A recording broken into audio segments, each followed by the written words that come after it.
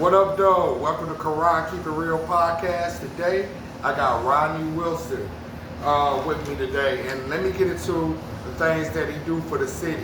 He the Detroit land banker as a paralegal. He the youngest former executive team serving as deputy director of community affairs. He the first ever operation manager for the Office of Cannabis Affairs. Thank you, Rodney, for coming on the show, man. Yes, sir. I appreciate you for having me, man. Sir. Looking forward to it. This is about to be a special conversation. Yes, sir. Yes, sir. First of all, I want to get into what you do first. Let open up with the audience. What you do with the Detroit Land Bank as a paralegal. Okay, perfect. So to start out, I've been a lifelong public servant since I started working. That was been my thing, is public service, and making sure that people get the best of what they could get. So at the Detroit Land Bank Authority, you remember how many blighted houses used to be around the city. It was everywhere. Burnt down houses, abandoned houses. We walked neighborhood by neighborhood and identified which properties need to get torn down. Okay. That was my goal. And I was in District 3 on the east side. So that was my area. I was in charge of first. East side. East side, for real. And what part of that? What part of the east side? So people not familiar with y'all district? So District 3, it was like grass shit up until, like, not the deep east side. Okay. I can't remember the street. Okay. It's like Banglatown up the middle of the city on the east side. Well, okay. Not river-wide, nothing friendly over there. There's a lot of vacant space. Oh, yeah, most definitely, man. I'm from the east side. Yeah, right by the airport, everything. Yeah, most definitely, man. I'm glad you cleaned that up. And you also the youngest former executive team serving as a deputy director of community. Yeah, community affairs, man. That was community affairs. So walking around that neighborhood, you know what I'm saying, I'm going to identify these properties, and then there's people that got questions. That was part of my thing, was to go answer these people's questions. So I went to block club after block club. I know everybody's auntie at this point, so I'm sure I'm gonna see, hey y'all. But they opened their arms to me and actually took the information and started purchasing these properties. That's how you see people buying these vacant lots and actually doing things with them now. And what year was that? So from 2014 to 2020, I was at the land bank. He put in the work. 6 years walking through the hood. Making it happen. Making it happen.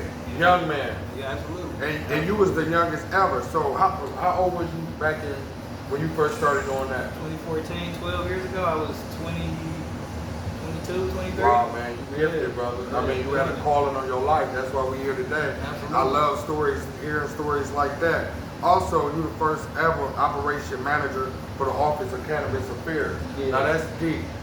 Yeah. First ever, man. I love to be the first. I'm always trying to see where things are going and spot the trends. Because it's one thing to get in after it's already created. It's another thing to make the rules and set it up yourself. You know what I'm saying? It's nothing like that. And I feel like if you in charge of setting it up, you got a big responsibility.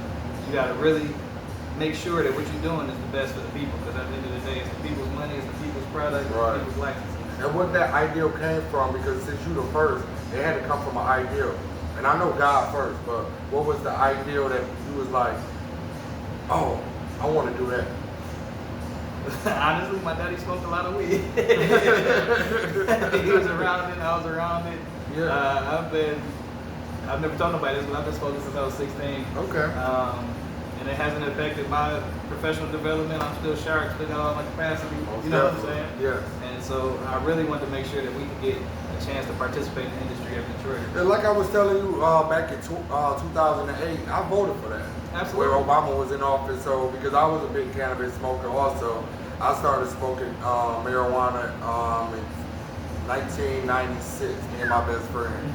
And I really cared about doing it, but I moved on. But I have nothing against it if it don't mess with your life, you're not hurting anybody or anything like that. Man. You know, in moderation. yeah. If it's in moderation and you're not using it as a gateway drug or something else, do your thing. Absolutely. So I'm for weed. I mean, if it's medicine or anything like that, it will make you stable in the mind or help you with great ideals.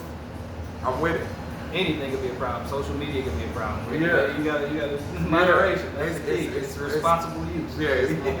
And that's why I did it. I think I smoked weed from the age 16, like you said, to the age 30, well, 42. stop, man. And that's the big thing too, is that people act like you can't stop. Yeah. I mean, because it's all in your mind, It's man. a choice. It's all in your mind. But I if I could, I would. You know what I mean? It was the alcohol, the other things. For me. You know that. Yeah, it was other things. For one, when I talk to you, man, over the phone, I just got a real spiritual connection with you. I think me and you stayed on the phone 45 minutes and we were just chopping it up, and I was like, bro, a lot of people be asking about relationships, and you've been married to your lovely wife for 11 years? 11 years. 11 years, Yeah. man. That's amazing. Yeah. To be with somebody at your age right now, you are I'm 34. 34, and being with your high school love or whatever like that. And it's amazing because a lot of people ask me like, what's the secret to being with somebody that long, or what makes it work? It's not the same for everybody at the end of the day. But what I've seen and what I've shown my friends, all my friends have gotten married, is different when you go into it with the intention of knowing that this is it. Once you say that, once you make a commitment, you got to stick with it. Gotta stick with it. If you know that, and you see that, and you're honest with yourself and with your partner, it's nothing you can't accomplish. For real. Yeah, I believe that too. That's why I keep it 100 with everybody. Yeah. I put it out there, take it or leave it. Yeah, it's better to know a friend than to find out later. Exactly. That's the biggest thing for me. And in that time, so I knew her from elementary school. So I seen her again in college. I was like locking it down. You answer right away. Hey, God, let me see you again. It's on. I've been one. You know what I mean? He was on the list. Yeah, and that's love. Yeah, absolutely. That's love, and you know, and God always make alignment with somebody that's supposed to be in your life. And by being together 11 years, I took my hat to you.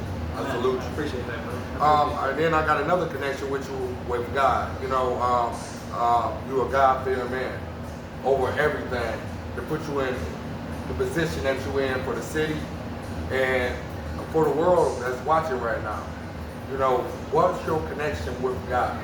I would say relationship. Honestly, last year I had questions. You know what I'm saying? Honestly, and I went to God and I asked for signs and to bring me people that would show me that He was real, and it's been happening all year long. I've been experiencing people in a new way because that's what I asked for. I went through a speakers conference. I was a public speaker this year. I did my first public speaking engagement. Yeah, I love it. And gave a whole spiel. And at that conference, one of my friends from middle school came, right? Yeah. He stayed the entire conference. I hadn't seen him since middle school. He stayed the entire thing. And we talked about doing trips, going to places, going to do other things. 2 weeks later, he was dead. Unexpected.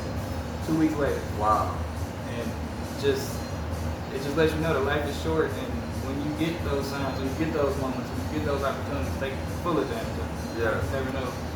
I'm sorry to hear that, bro. I'm sorry to hear that. And you know, death, I speak about death all the time. It's trauma no matter how you look at it. You know, I'm a big advocate for trauma recovery, any kind of recovery right now. You know what I'm saying? Even self-love and self-hate.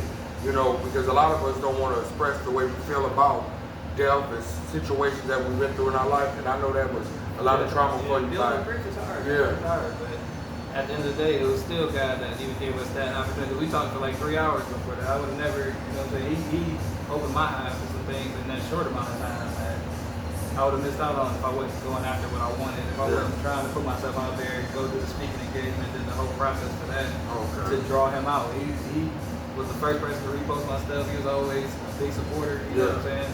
And it's just more motivation to be more out there and be more about telling these stories that I haven't told ever before, you know? Man, I love that because, so how did, by going through that, how did you lift yourself up out of that situation? This is still a process. It's grief. Like I said, he passed almost a month ago now today.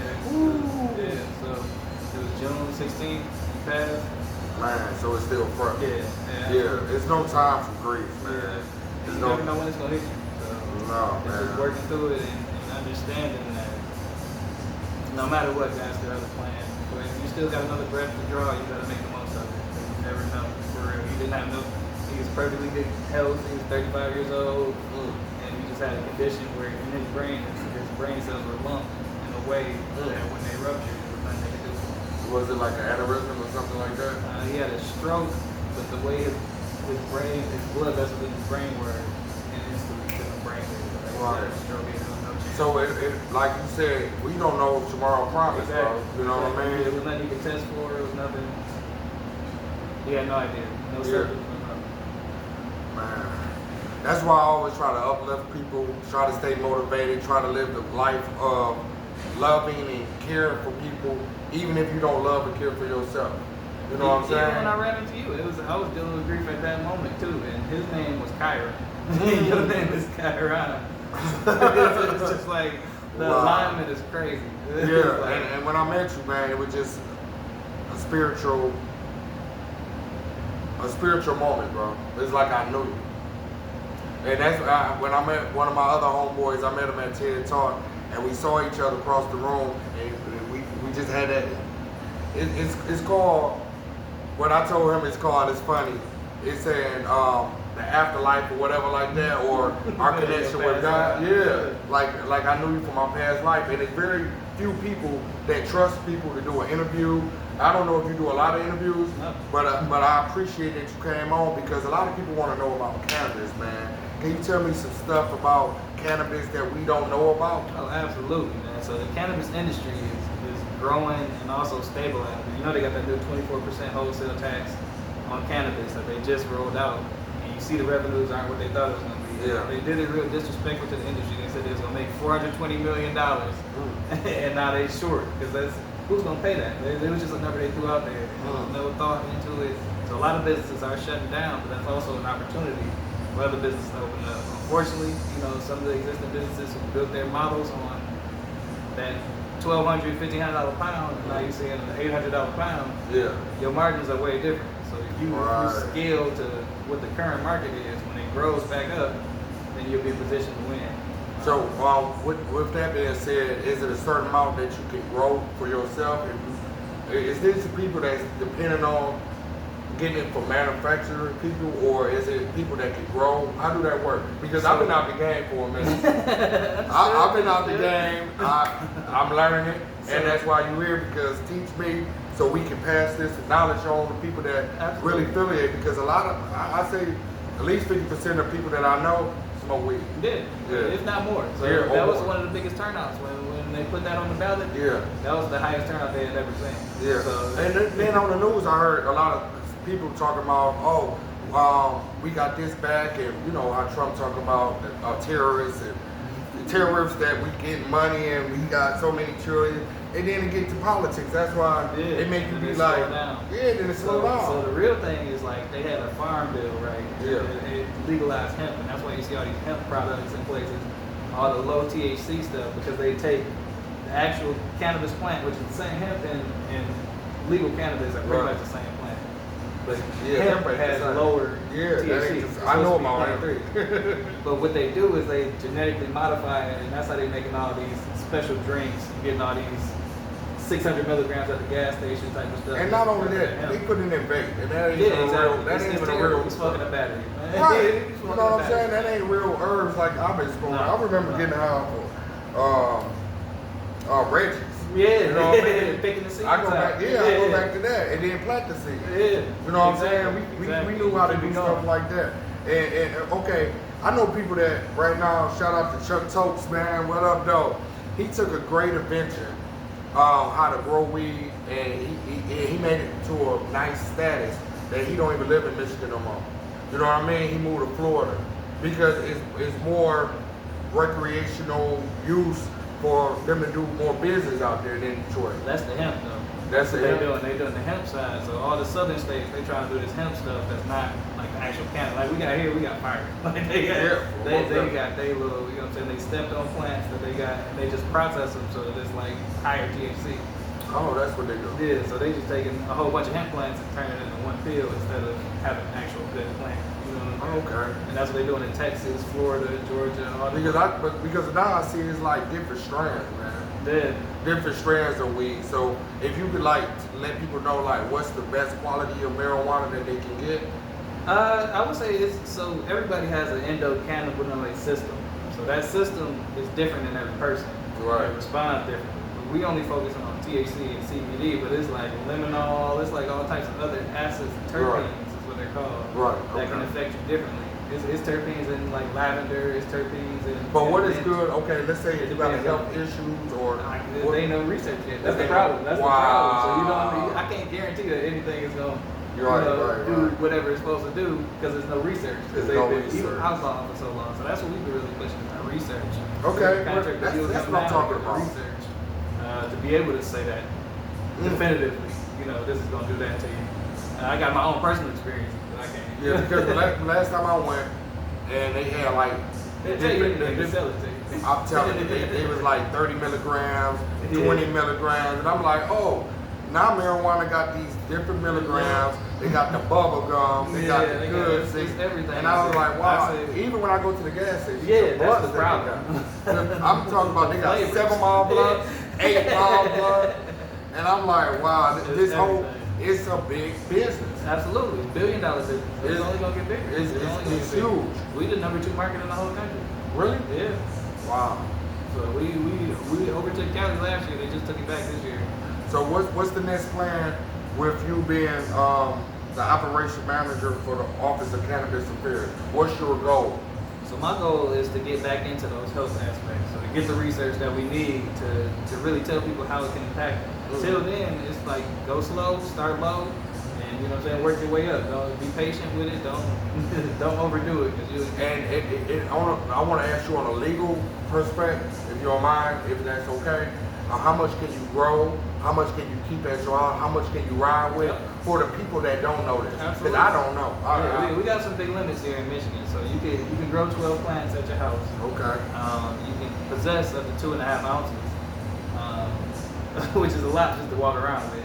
In any other place, you would be. Right. 2.5 ounces is 56 grams. It's decent. That's a good little starter kit.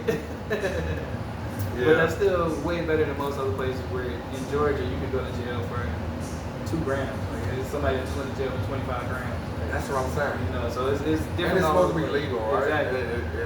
It's legal here, but it's not legal federally. It's so touchy because I see people that take it and make oil out of it. So many health benefits, and then we can't explore it because we can't do the research because there's so many other compounds in the plant that they don't even take advantage of. They just take advantage of the hallucinogenic effects. Okay. That's what they focused on to get people to keep buying cheaper and cheaper because you can reproduce that real cheap without having a quality plant. Wow. No, man. I need you like a weed scientist. I know a little bit about a little bit. Yeah, man. So another thing I want to get in touch with you about, like we all like right now, how we discovering like our mindsets and different situations. Like by doing stuff like this, like what makes you so passionate about this? Man, it's just been like. So my thing this year was to post consistently on Instagram all year. So I've been posting all year. I took a, you know what I'm saying, I've been going hard, and really pushing the message that the only thing that changes your life is getting in control of your RAM. Your routines, your attention, and your mindset. So you gotta go into it knowing that your routines are feeding what you put your attention into. What you put your attention to is a reflection of your mindset. So that's what I've been living by all year, and it's changed the game for me. So I've been supercharging my program. I've been running a lot faster, a lot quicker because I'm so focused on the level of routine, the discipline in the routine. Going directly into what I'm paying my attention to. Going directly into having a stronger mindset. That's fine. Change the game. So let's say if I want to like get my license, do you help with that also at your office? Yeah, it depends on what type of license you're trying to get. Because I mean, ultimately, you still need a lawyer because there's still a lot of legal loopholes. Definitely get you a good lawyer representative. The paperwork itself is easy, but once you get into compliance piece with the state is where they're going to get you. And also, if you want to like have a license to use it, is that a possibility? Okay. Oh, right, it's legal. So they don't do it no more. That you got to pay $125. No, that's the medical part. If you want to save on some taxes, you can go. Yeah, because I remember everybody used to tell me, man, why you paying that? Why don't you just go and get you some license?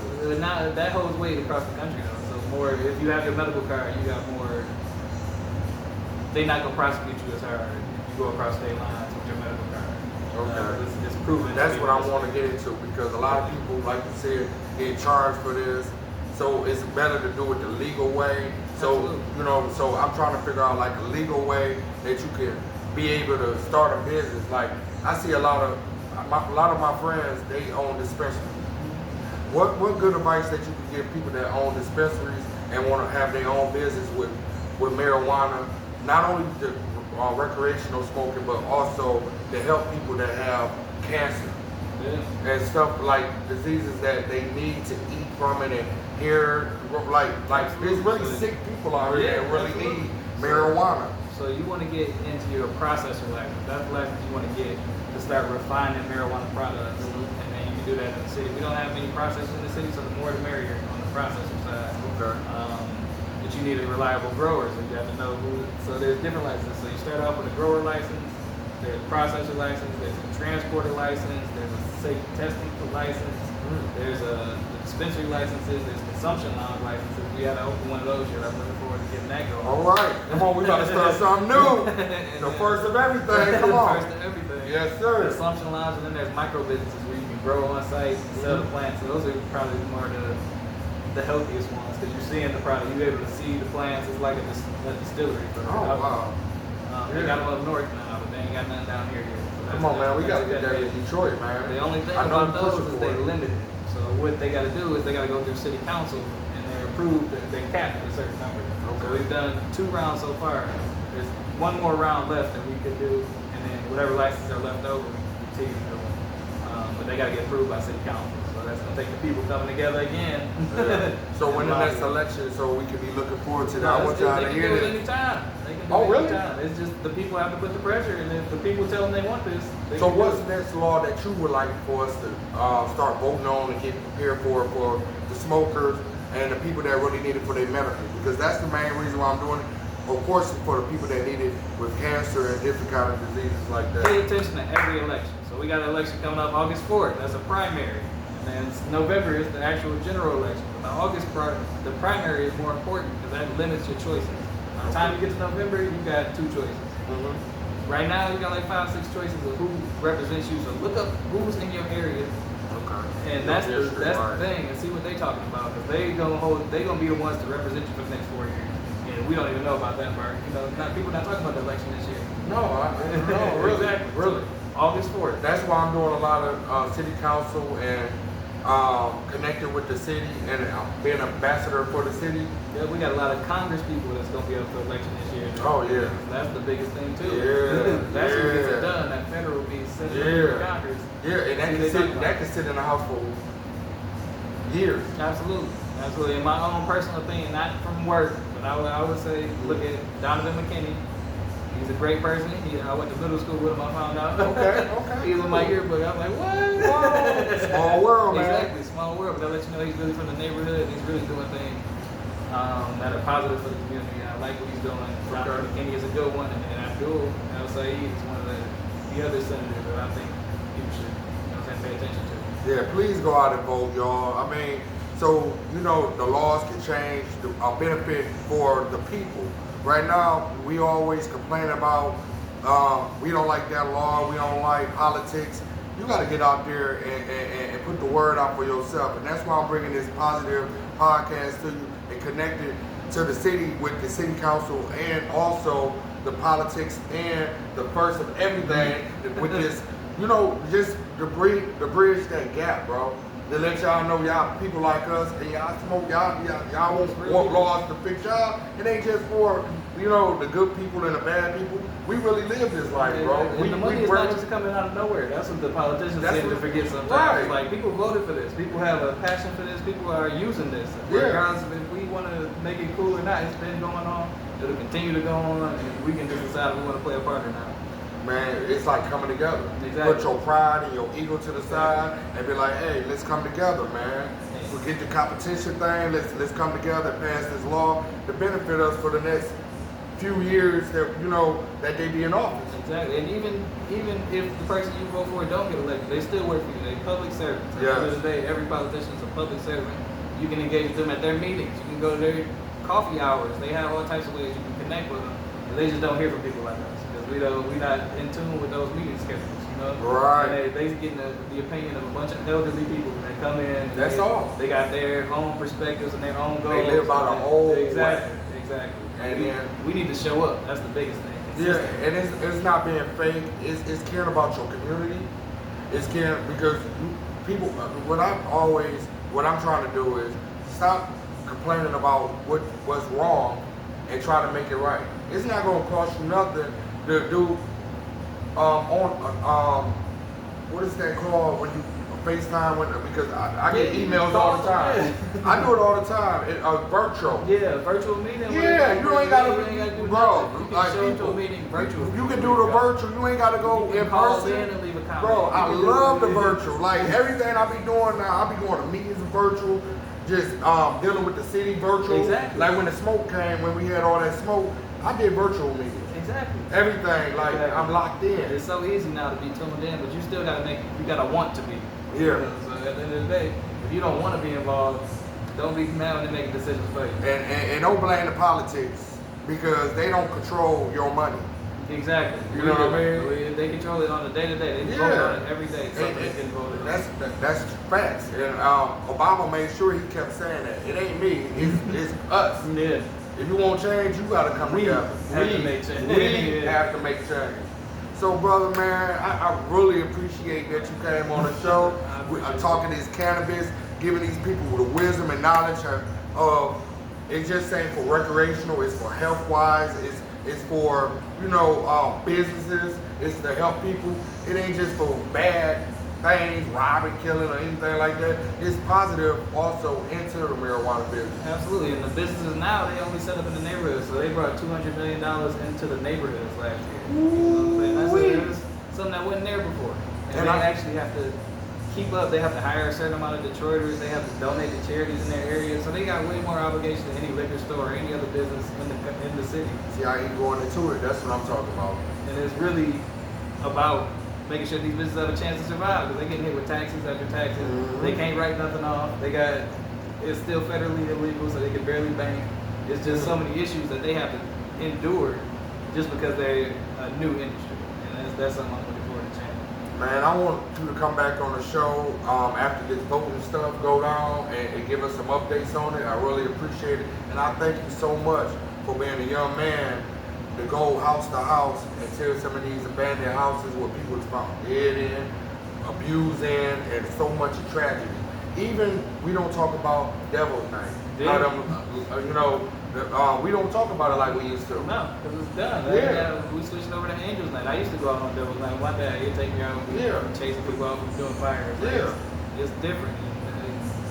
Now, there's so much blank space and opportunity that whatever you can envision, there's a lot for it. There's space for it. Detroit's a big city. Yes, it is. It's really a time to envision building more than what we used to. So if anybody want to contact you, that want to participate in the voting or come together with you or connect with you, how can they get through it?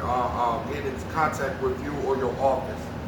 Okay, so the work side, if you want to get in touch with the office, you can contact Homegrown at homegrown.org, or you can go to the City of Detroit Cannabis Affairs office. If you want to contact me personally, this is my own personal adventure where I've been posting regularly. It's at Detroit Ride on Instagram. Posting daily, I'm doing different things, and I'll be adding more value in the next quarter after that. Man, you're so humble, bro. Appreciate it. Yeah, you're so humble, and I liked it what you did when I watched you on Instagram. You went live. You said, I never went live.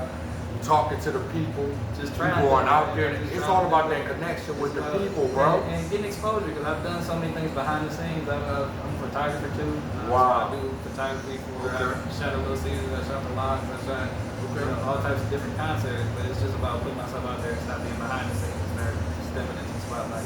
Hey, there ain't nothing wrong with it because a lot of people about to see this, like people that for my generation, which in their 40s or whatever like that, they getting to know who Rod is, that they didn't know. Follow Detroit Rod on Instagram. You got a TikTok or any other? Okay. Just Instagram, one platform. One way in, one way out. Hey, I love it, but look, check this out. By you even having that platform for people to get in contact with you, that's good enough, bro. Yeah, that's good enough. And I appreciate everything you do for the city, coming on the podcast, man. You're a real one for that. Because a lot of people look at me and say, "Hey, this guy doing a podcast and trying to help people. Why you want to do stuff like that?" I get criticized a lot for doing the right thing. Man, that's how and you know, by the grace of God and my connection with God, I told God to lead me. I'm connected with so many city council people now to try to help the neighborhoods and bridge the gap, because they looking at me like, okay, he's a street dude, changed his life around, and now he's doing interviews with the city council and people in the district that can bridge that gap. I want to be the bridge and also connect with other people. Like the ideal I gave you with the 100 businesses and 100 organizations, we coming together, bro. Yeah, it's time. You know, man. and we support need each you. other. We need you. I thank you for doing this type of podcast. Yes. Because people need to hear it. It's enough of the bad news, enough of the same old saying that we've been seeing on the internet for so long. Man, and they don't want us to get together, and that's why that 100 gonna be is possible. I had a dream from God, and when God for you, the devil can't do you no harm. Exactly.